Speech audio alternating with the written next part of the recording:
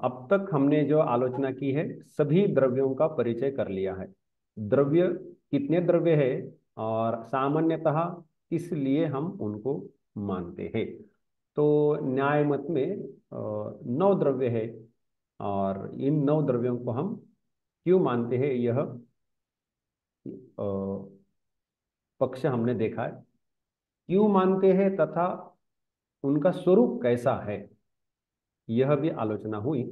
स्वरूप के बारे में हमारे सामने दो ही पक्ष उपस्थित हुए। एक तो परमाणु स्वरूप हो सकता है या विभु स्वरूप हो सकता है। जो 9 द्रव्य है उनमें से 5 द्रव्य है जो परमाणु स्वरूप के हैं और 4 द्रव्य है जो विभु स्वरूप के हैं।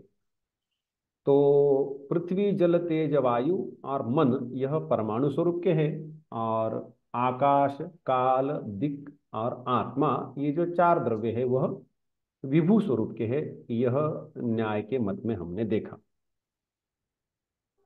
और यह भी बात हमने एक बार आलोचना कर रखी थी कि 2 परमाणु जुड़ करके द्वणुक, 3 द्वणुक जुड़ करके एक त्रणुक एवं चतुर्णुक जिसमें कितने जुड़ने चाहिए ऐसा उसका कुछ निश्चित नियम नहीं है। तो इस प्रकार से ये जो महती पृथ्वी आदि आदि जो इनको महत परिमाण कहा जाता है। सामान्यतः परिमाण अणु अणु महत अणु मध्यम महत ऐसे परिमाण होते हैं। अणु मध्यम महत परम महत इस प्रकार से।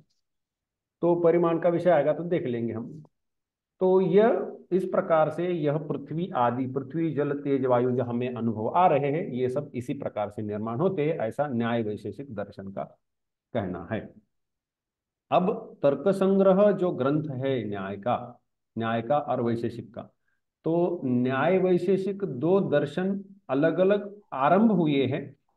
न्याय के जो न्याय दर्शन के जो प्रवर्तक आचार्य है गौतम मुनि, उन्होंने न्याय सूत्र लिखे हैं और उसके आधार पर न्याय दर्शन आगे चला।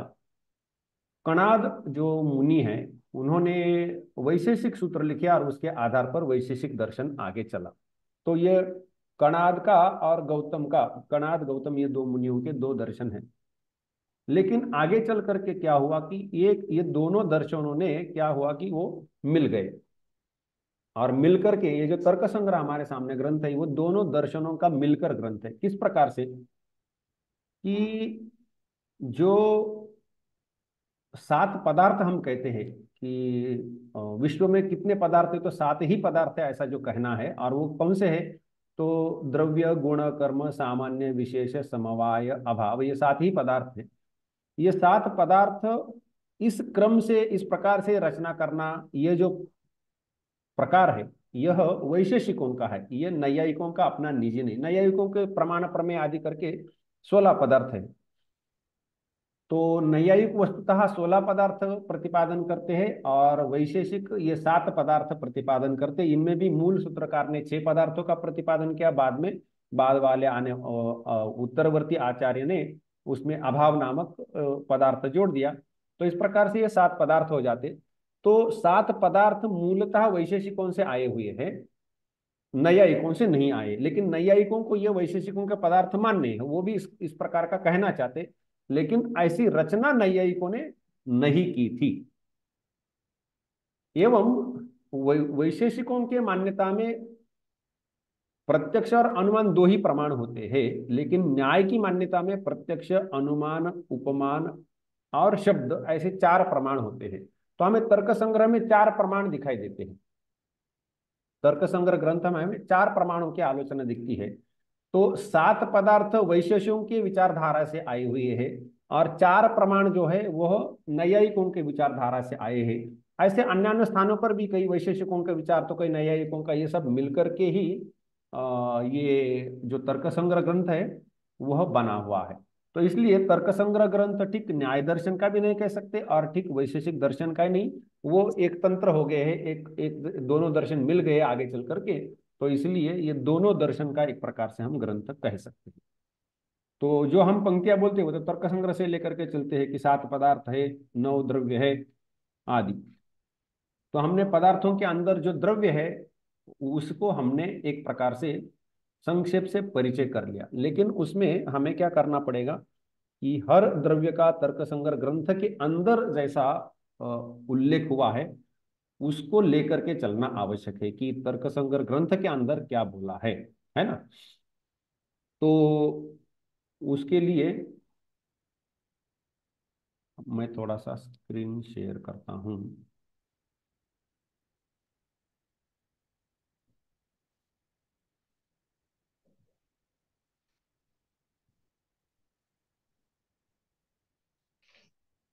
क्या दिख रहा है?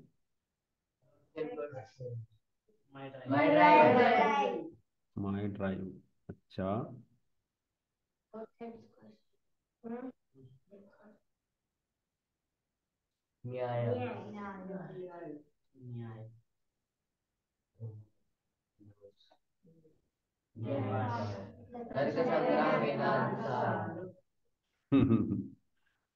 मैंने खोलने के पहले तुम लोगों को दिख गया।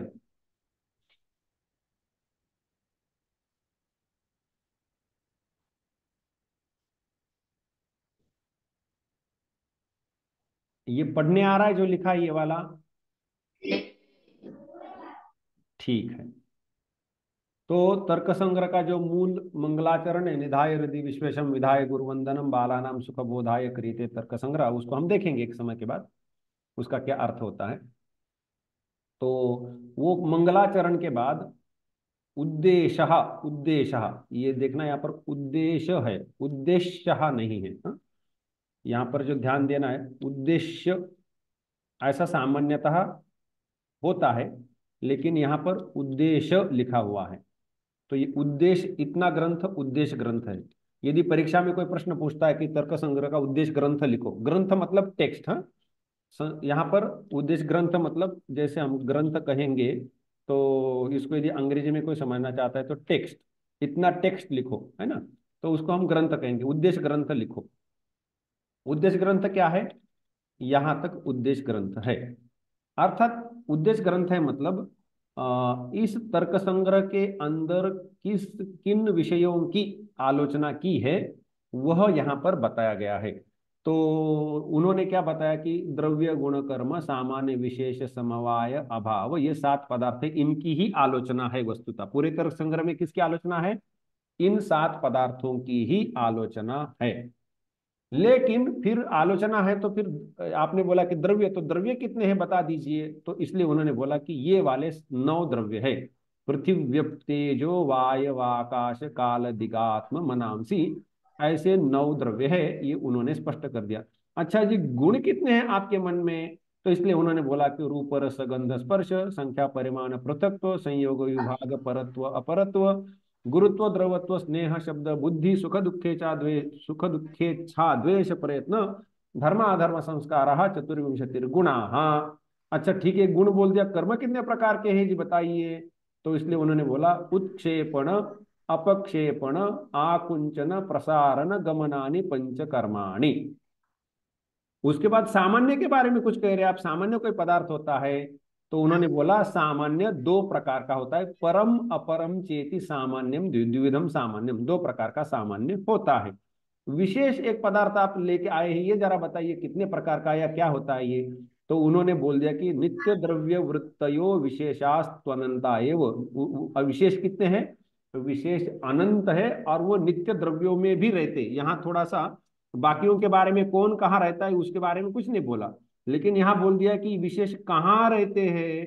तो यहाँ केवल बोल देते कि यहाँ क्या प्रकरण में क्या चल रहा था कि भाई एकाधिक प्रकार है, तो कौन से है और कितने हैं बता दीजिए। तो नाम बोले और संख्या बोली। तो विशेष का तो कोई नाम बोलने की आवश्यकता नहीं क्योंकि वो अनंत है। तो इसलिए केवल विशेषा अनंता ये वो इतना ही बोलते। ये क्यों बोला आपने? तो ये यहाँ बोलने का नहीं था लेकिन बोला है। और फिर यहाँ जैसे बोला है तो फिर बताइए ना कि ये जो गुण है वो द्रव्य में होते, ये बता देते कि भाई ये द्रव्य वृत्तय गुणा चतुर्विंशति गुणा, ऐसा कुछ बोल देते। या फिर ये कर्म किस में रहता है, सामान्य किस में रहता है, ये भी बोल देते। लेकिन ऐसा तो बोला नहीं है, केवल यही पर आपने बोला, तो क्यों बोला? ऐसा स्वाभाविक प्रश्न हो सकता है, लेकिन हमें अभी उसमें क्यों क्या गलती है या ठीक है इसकी आवश्यकता अभी नहीं। उसके बाद मूल में आ रहा है समवाय, तो समवायस्त्वेक एव, यहाँ तक ही उन्होंने समवाय के बारे में कहाँ रहता है वो कुछ नहीं बोला है ना, कि अयुत सिद्ध वृत्ति ही समवायस्त्वेक एव अथवा नित्य संबंध समवाय, ऐसा कुछ नहीं यहाँ बोला, केवल समवायस्तु एक एव, समवाय एक ही। तो यहाँ ही केवल एक व्यतिक्रम हमें दिखता है, ठीक कोई बात नहीं है। अभावश चतुर्विधा, अगला पदार्थ क्या है इधर, समवाया भाव, अभाव सात्व पदार्थ है, इसलिए अभावश चतुर्विधा, प्राग भाव, प्रध्वंसा भाव, अत्यंता भाव, अन्योन्या भावश्चेति, ऐसे यह चार अभाव होते हैं। तो मूल पंक्ति में 7 पदार्थ बोले हैं और अगली 7 पंक्तियों में ये 7 पदार्थों का जो कोई ये होगा प्रकार होगा वह बोलने का प्रयास किया है। अब क्या है कि जैसे ये जो यहाँ पर पृथ्वी एक प्रकार है, तो द्रव्य का प्रकार पृथ्वी, तो पृथ्वी के भी प्रकार है जी, नित्या अनित्या, अनित्या के भी प्रकार है जी, तो उनको क्यों नहीं बता रहे हैं, तो इसीलिए उन्होंने अगला ग्रंथ आरंभ करते हैं, हम बताएंगे चिंता नहीं, वो बता देंगे हम। तो इसीलिए यहां से वही ग्रंथ आरंभ होता है कि भाई हमने यहाँ जो पृथ्वी बोली है वही पृथ्वी यहाँ आगे जाकर के बताएंगे, पृथ्वी समाप्त होने के बाद जल के बारे में बताएंगे, तेज के बारे में, वायु आकाश आदि। तो तर्क संग्रह ग्रंथ किस प्रकार से किस क्रम से जाता है यह हमें यहाँ से पता चलता है कि सबसे प्रथम पृथ्वी की आलोचना, फिर आपह, अप शब्द है मूल में, तो आपह, तेजः, यहाँ पर जो स्थूल अक्षर में हमने लिख के रखा है वो यही समझाने का प्रयास है कि तर्क संग्रह के मूल पंक्ति में पृथ्वी तेज वायु आकाश काल दिगात्म मनांसी जिस क्रम से लिखे उसी क्रम से यहाँ पर इतना जो ग्रंथ कलेवर है वो उसी क्रम से लिखा हुआ है। तो हमें ग्रंथ किस प्रकार से लिखा ये भी ध्यान में आएगा। इतना जो अंश है इसके अंदर एक दो विशेषताएं भी है। क्या विशेषता है कि यहाँ पर केवल पृथ्वी 2 प्रकार की ऐसा ना बोल करके पृथ्वी कैसी है, उसका लक्षण क्या है, स्वरूप क्या है आदि विषय भी यहाँ पर प्रतिपादित किए हुए हैं। तो यहाँ से आगे ये उद्देश्य ग्रंथ है और यहाँ से आगे जो ग्रंथ है उसको हम कहेंगे लक्षण। वो ग्रंथ क्या है, लक्षण ग्रंथ है। यहां से आगे अंत तक जो ग्रंथ है वह लक्षण ग्रंथ है, लक्षण बताए गए हैं। क्योंकि तर्क संग्रह शब्द का अर्थ ही, तर्क संग्रह शब्द के अर्थ में तर्क शब्द का क्या अर्थ किया है, द्रव्यादि सप्त पदार्था। तो तर्क संग्रह शब्द का अर्थ है कि द्रव्य आदि 7 पदार्थ, और संग्रह शब्द का क्या अर्थ किया है, संक्षेपेण उद्देश्य लक्षण परीक्षा, संक्षेप से उद्देश्य लक्षण परीक्षा। तो उद्देश्य हमें पता चल रहा है कि उद्देश्य उन्होंने बोल दिया, पहले जो ये पंक्तियां गई है 7-8 पंक्तियां वो उद्देश्य के लिए गई है। लक्षण कहाँ बोले तो यहाँ से आगे अंत तक लक्षण ही है, ठीक है, यहाँ से आगे अंत तक लक्षण है और तर्क संग्रह में परीक्षा नहीं है। हाँ, लक्षितस्य लक्षणम संभवति नवा, जिसका लक्षण बोला गया है ऐसा कोई पदार्थ का लक्षण ठीक है कि नहीं यह परीक्षा करना वह यहाँ पर नहीं है, इसलिए संग्रह के अंदर ये तीसरा अंश तर्क संग्रह में छोड़ दिया गया है। वह काम दीपिका पदकृत्य आदि जो टीका है वो कर लेती है, तो टीकाओं के द्वारा परीक्षा करना हुआ है, मूल तर्क संग्रह ग्रंथ में यह परीक्षा नहीं हुई। तो इसलिए तर्क संग्रह ग्रंथ में तर्क शब्द का अर्थ द्रव्यादि 7 पदार्थ है और संग्रह शब्द का अर्थ है संक्षेपेण उद्देश्य लक्षण परीक्षा। ये मत समझना कि संग्रह शब्द का अर्थ जैसे हम टोकरी में हम कुछ चीजें इकट्ठे करते हैं, मिठाई पत्थर ये वो इकट्ठा करते, वो जैसे संग्रह करते, वैसे यहाँ पर तर्क नाम की कुछ चीज है और उसका यहाँ पर इकट्ठा करके रखा है, ऐसा यहाँ पर अर्थ नहीं है। टोकरी में संग्रह करते हैं या बोरी बिस्तर में हम संग्रह करते भरते हैं, तो यहाँ पर भी कुछ कुछ चीजें भर रखी है, ऐसा यहाँ पर भाव नहीं है। संग्रह शब्द का अर्थ है संक्षेपेण उद्देश्य लक्षण परीक्षा। तो ये यहाँ पदार्थ बताए जाएंगे, उनका विभाग बताया जाएगा, उनका लक्षण बताया जाएगा और ये लक्षण ठीक है कि नहीं, इसकी परीक्षा कराई जाएगी। यद्यपि परीक्षा तर्क संग्रह मूल ग्रंथ में हमें दिखती नहीं है। तो ये यहां से आगे अंत तक क्या है, वह लक्षण ग्रंथ है। और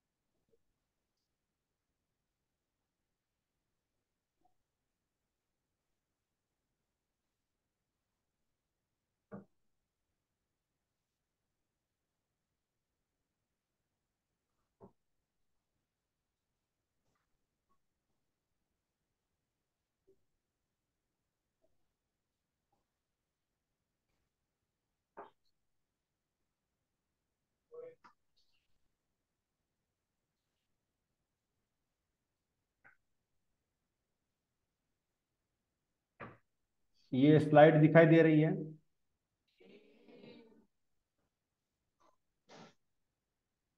देखो इसमें हम पहले वो परमाणु वाले जो द्रव्य है उनको लिए हैं इधर। यहाँ पर पृथ्वी के बारे में, जल के बारे में, तेज के बारे में और वायु के बारे में हमें सब समय ये दिखाई देगा, वह दो प्रकार का है, दो प्रकार का है, दो प्रकार का है, दो प्रकार का है। ठीक है। अ, जैसे यहाँ पर हम देखेंगे कि पृथ्वी सा द्विविधा है ना, दो प्रकार की। अगला वाक्य आता है नित्या अनित्या। नित्या परमाणु रूपा, अनित्या कार्य रूपा, पुनः त्रिविधा शरीर इंद्रिय विषय भेदात। तो उसके प्रकार नित्य अनित्य और पुनः त्रिविधा शरीर इंद्रिय विषय भेदात, यह हमें यहाँ दिखाई देता है। ताहा द्विविधा नित्या अनित्या शरीरेन्द्रिय विषय भेदात, द्विविधम नित्यम अनित्यम शरीरेन्द्रिय विषय भेदात, ये साधारण रूप से आ रहा है। वायु द्विविधा नित्य अनित्य, अनित्य कार्य रूपा, पुनः त्रिविधा शरीर इंद्रिय विषय भेदात, ये हमें यहाँ दिखाई देता है। वही उठाकर यहाँ चित्र रूप से प्रकट कर दिया। तो पृथ्वी जो है सा द्विविधा, जलम अथवा जल को बोला है आप, और आप शब्द के हमने पहले भी चर्चा कर रखी कि वो नित्य स्त्रीलिंगी, स्त्रीलिंगी नित्य बहुवचनांत शब्द है। तो आप, तो वो जैसे कि माला माले मालाहा, वैसे ये आप, ये प्रथमा बहुवचन स्त्रीलिंगी है। तो इसलिए उसका जो भी विशेषण आएगा, इसलिए वहां पर मूल मूल तर्क संग्रह में दिखाई देता है कि वायु, उसके बारे में लिखते समय ताहा, ताहा क्यों लिखा है, सा ते ताहा, ऐसा होता है कि नहीं, सा ते ताहा। तो इसलिए वो स्त्रीलिंगी सा ते ताहा, वो यहाँ पर ताहा द्विविधाहा नित्याहा अनित्याहा चेति। हालांकि संधि नियम के कारण यहाँ पर वो जहां जहां विसर्ग है उनका लोप हुआ है, तो उसका उसलिए वो विसर्ग नहीं दिखता हो, लेकिन है ही। ताहा द्विविधाहा नित्याहा अनित्याहा च इति। तो ये पंक्ति यहाँ पर क्यों हमें ताहा दिखाई दे रहा है, यहाँ पर सा था, त्रिश्रलिंगी पृथ्वी एक थी तो सा बोला है, यहाँ पर ताहा हुआ है। यहाँ पर तेजस शब्द नपुंसकलिंगी, इसलिए तच्च, तच्च द्विविधम, तेजस नपुंसकलिंगी इसलिए तेजः द्विविधम नित्यम अनित्यम च। फिर वायु आता है, वायु पुल्लिंगी शब्द इसलिए स द्विविधा, द्विविधो द्विविधः नित्यः अनित्यश्च नित्यः परमाणु रूपः। तो इन वाक्यों में यहां तक जो शब्दों के लिंग आ रहे, इसका कारण ये यहाँ पर वायु तेज आप अथवा पृथ्वी जो शब्द व्यवहार हुए, उनके कारण यहाँ पर वो इस प्रकार से उन लिंगों में वो वाक्य रचना हो रही है। इतना थोड़ा सा ध्यान में रखना।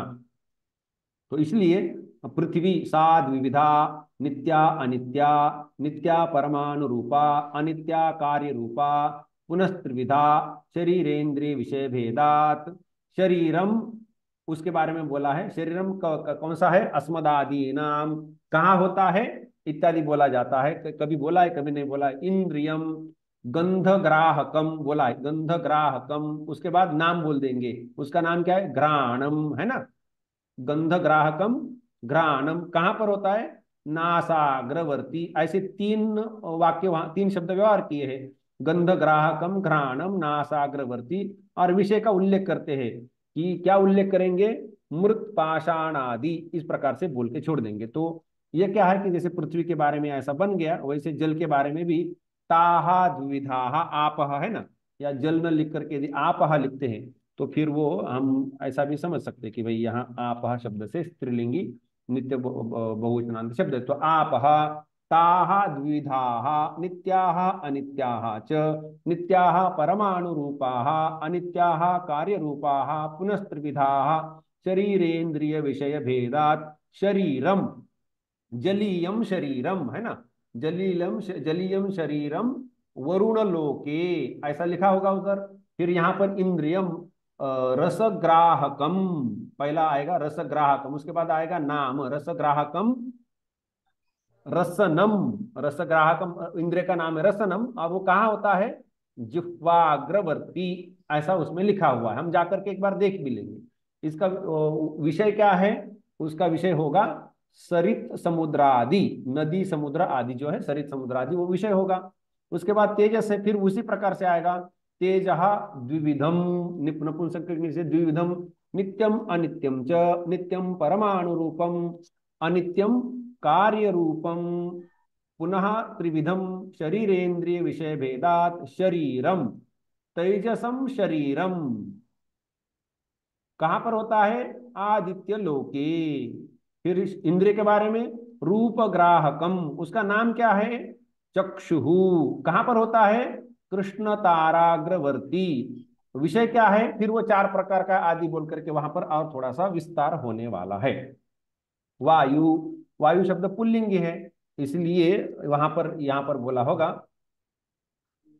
कि सद्विविध नित्य अनित्य, नित्य परमाणु रूप अनित्य कार्य रूप शरीरेन्द्रिय विषय भेदात, पुनः त्रिविध शरीरेन्द्रिय विषय भेदात शरीरम, कैसा शरीर, वायु का है तो वायवीयम शरीरम, कहाँ होता है, तो कहाँ बोला है, वायु लोके।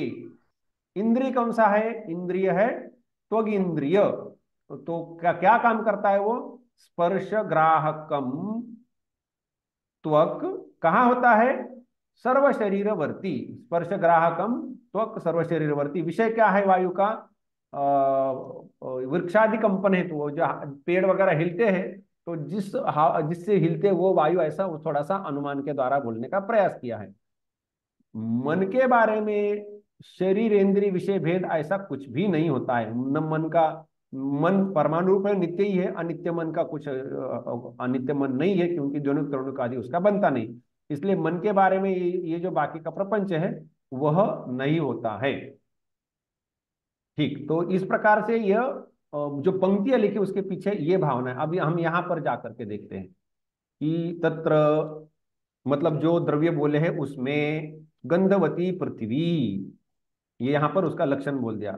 सा द्विविधा नित्या अनित्या च, ये थोड़ा सा दूर भी हो सकता है, होना ही चाहिए, नित्या अनित्या च, नित्या परमाणु रूपा अनित्या कार्य रूपा पुनस्त्रिविधा शरीरेन्द्रिय विषय भेदात शरीरम अस्मदादीनाम इंद्रियम गंधग्राहकम घ्राणम नासाग्रवर्ती, है ना, यहाँ तक इंद्रिय क्या है, गंध ग्राहक, गंध का ग्रहण करने का साधन, ग्राहक शब्द का यहाँ पर ग्रहण करने का साधन, घ्राणम उसका नाम है घ्राण, तच्च नासाग्रवर्ती, नाक के अग्रभाग में रहता हुआ।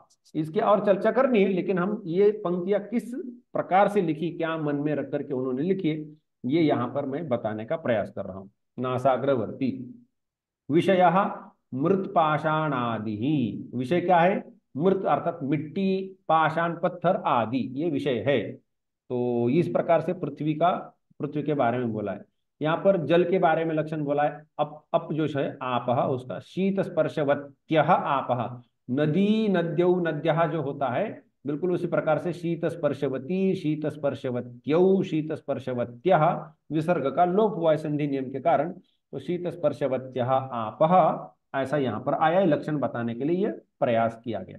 ताहा, अभी थोड़ी देर पहले बोला कि सा ते ताहा, क्योंकि ये स्त्रीलिंगी शब्द है बहुवचन में जाने वाला, इसलिए ताहा च द्विविधाहा नित्याः अनित्याः च इति, नित्याः परमाणु रूपाः अनित्याः कार्य रूपाः, ताः पुनस्त्रिविधाः, वो जो अनित्य है वो वाली तीन प्रकार की है। शरीरेंद्रिय विषय भेदा, शरीर कौन सा, शरीरम वरुण लोके, कहाँ पर होता है, कुत्र, इतना ये इसके बारे में जलीयम शरीरम यहाँ तो नहीं लिखा है, वो अन्य स्थान से आता है, लेकिन जलीयम शरीरम वरुण लोके।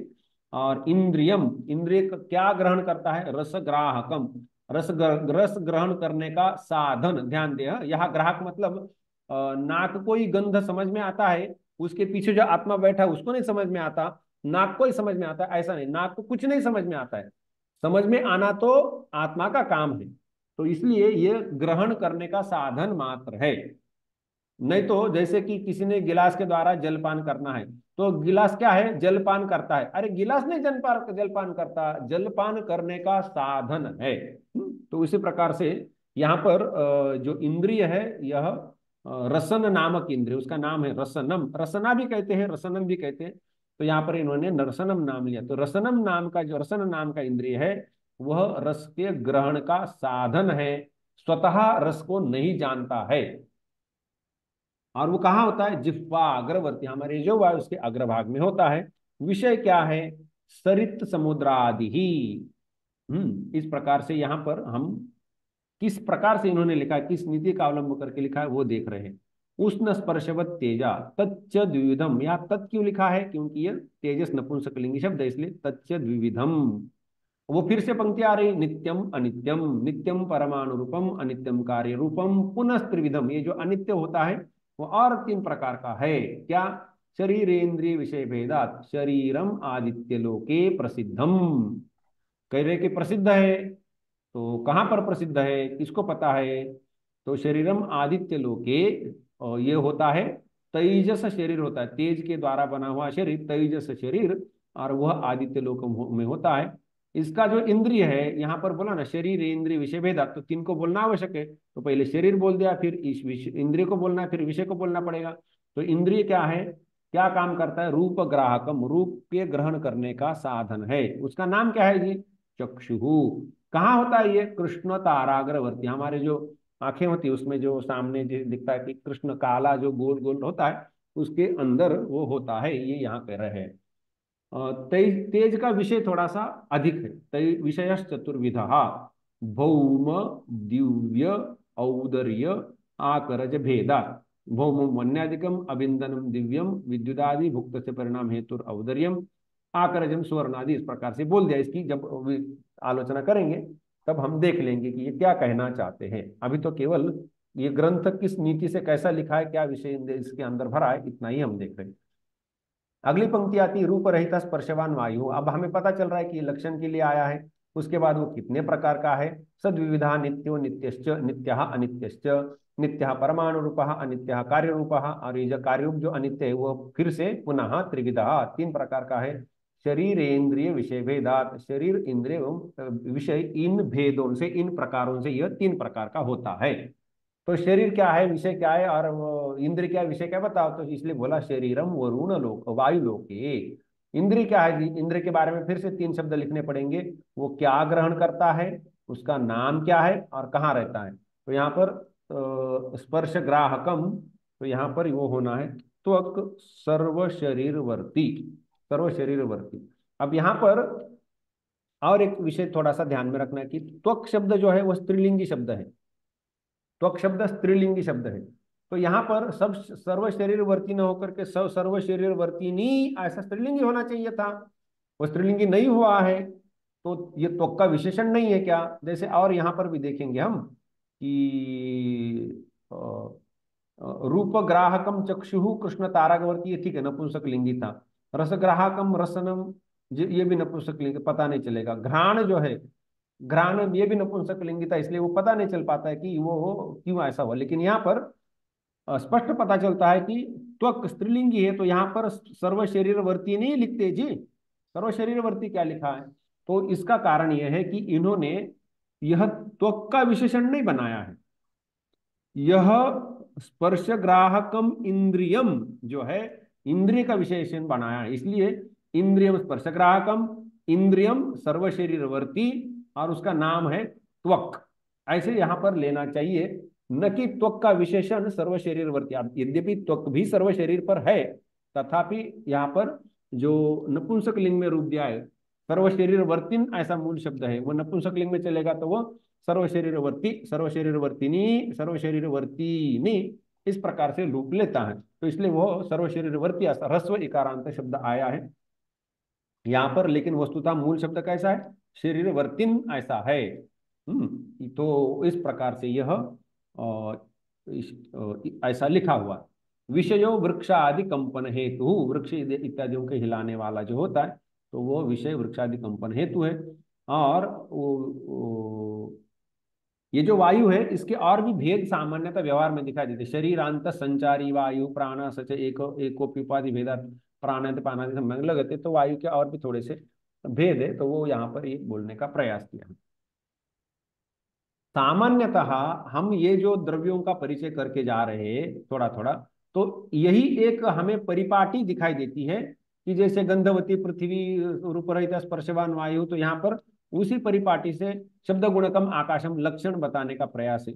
उसके बाद क्या है कि तच्च एकम विभु नित्यंच, वह एक है, विभु है और नित्य है। तो ये हमें यहाँ पर किस लिए इन्होंने तत्व बोला है? क्योंकि आकाश शब्द यहाँ पर नपुंसक लिंग लिया है, इसलिए यह तच्च एकम विभु नित्यंच है। अतीतादि व्यवहार हेतु काल, अतीतादि ये इसका काल को क्यों माने, अर्थात यहाँ से क्या है कि आकाश समाप्त हो गया, अब काल शुरू हुआ, तो फिर उस सच एका विभुर नित्य प्राच्यादि व्यवहार हेतु, ये तो उनको क्या है कि लक्षण बोलना है, उनके प्रकार बोलना है और ये बोल करके पंक्ति समाप्त करनी है। तो इसी प्रकार से हर स्थान पर वह इस प्रकार से बोले जा रहे। और ये इतना जो खंड है, ज्ञानाधिकरणम आत्मा, लक्षण बोला जो ज्ञान का अधिकरण है, ज्ञान जिसमें समवाय संबंध से रहता है वो आत्मा है। सद्विविधा नित्या अनित्य, कहाँ अनित्य अनित्य बोल रहा है? सद्विविधा परमात्मा जीवात्मा च दोनों नित्य है जी, इसमें क्या नित्य अनित्य बोलना? तत्र ईश्वर सर्वज्ञ परमात्मा एक एव, जीवात्मा प्रति शरीरम भिन्ना विभु नित्यश्च। इसकी हमने आलोचना कर रखी है, इसमें कुछ ये इसको थोड़ा सा देखना पड़ेगा, लेकिन बाकी की ये वाला हमने किया हुआ। सुखाद्युक्ति साधनम इंद्रिय मन, यह भी हमने किया हुआ। तच्च प्रत्यात्मनियतत्वाद अनंतम, हर एक आत्मा के लिए, जीवात्मा के लिए होने एक एक होने के कारण वो अनंत संख्या है, उसकी मन की संख्या अनंत है, क्योंकि जीवात्मा उतने हैं। और परमाणुरूपम नित्यंच, मन परमाणु रूप है और परमाणु रूप होने के कारण ही वह नित्य भी है, क्योंकि परमाणु नित्य होते हैं।